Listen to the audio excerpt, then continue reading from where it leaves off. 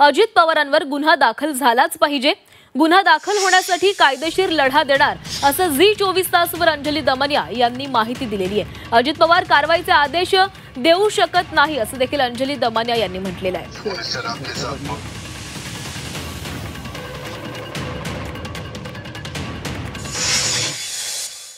अर्थात ह्या ग्रामस्थांवरती गुन्हे दाखल करण्यात आलेले आहेत आणि त्यात असंही म्हटलेलं आहे की सदर ठिकाणी हजर असलेल्या ग्रामस्थांनी प्रतिबंध करून शासकीय कामकाजात अडथळा निर्माण केला। आता फक्त ग्रामस्थांनी अडथळा निर्माण केला असं म्हणून तिथे कुठेतरी त्या ग्रामस्थांच्या डोक्यावरती याचं सगळं खापर फोडण्यात येत आहे असं एकंदरीत दिसतंय। यांना स्केपगोट करण्यात येत आहे का?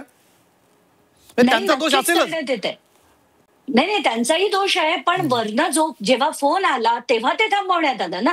ते ग्रामस्थ लढून काही झालं नसतं की त्यांना पोलिसांनी थांबवलं नक्कीच असतं, पण वरनं जो फोन आला ज्याच्यामुळे ते थांबलं। तर आता जे जगडेजी म्हणाले त्याचाच महत्वाचा मुद्दा जो आहे की सरकारमध्ये रूल्स ऑफ बिझनेस नावाचा प्रकार असतो। रूल्स ऑफ बिझनेस म्हणजे कोण किती काय करू शकतं, त्याची काय रूल ऑफ कमांड असणार आहे तो एकदम डिफाईन्ड आहे। आणि त्या डेफिनेशन खाली एकतर उपमुख्यमंत्री हे पदच नाहीये, मुख्यमंत्री हे पद आहे। ही दोन्ही क्रिएट केलेली पद आहेत, म्हणजे महाराष्ट्रात दोन आहेत। ते सगळे विषय आपण बाहेर राहू, ते सगळे विषय नंतर बघू। आता उपमुख्यमंत्री पद जे आहे त्यांच्याकडे दॅट इज नॉट डिफाईन्ड, पण त्यांच्याकडे डिफाईन्ड पद काय आहे? फायनान्स मिनिस्टर आहेत आणि इतर मंत्रीपद आहेत त्यांच्याकडे। तर त्याच्या बाहेर जाऊन ते कोणालाही कुठलाही आदेश देऊ शकत नाही। याच्या दोन मिनिस्ट्री होत्या, एक होम आणि एक रेव्हेन्यू। त्या दोन्हीच्या वर उपमुख्यमंत्री येत नाहीत। ओनली चीफ मिनिस्टर, त्यांनाच ती राईट आहे की ते त्याच्यावर कुठल्याही प्रकारचा आदेश देऊ शकतील। तर clearly out of rules of business जाऊन त्यांनी ती कारवाई केली, त्यांनी तो फोन केला आणि त्यांनी क्लिअर कट धमकावलं।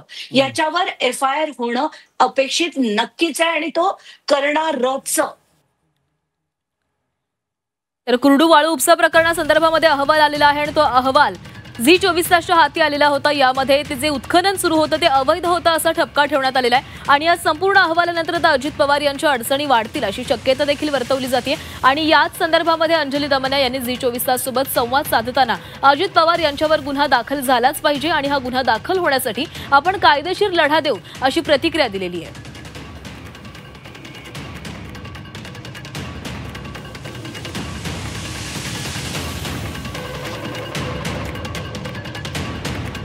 तर कुर्डू वाळू उपसा प्रकरणासंदर्भामध्ये महत्त्वाचा अहवाल समोर आलेला आहे। जे वाळू उत्खनन सुरू होतं ते बेकायदेशीर असल्याचा ठपका ठेवण्यात आलाय।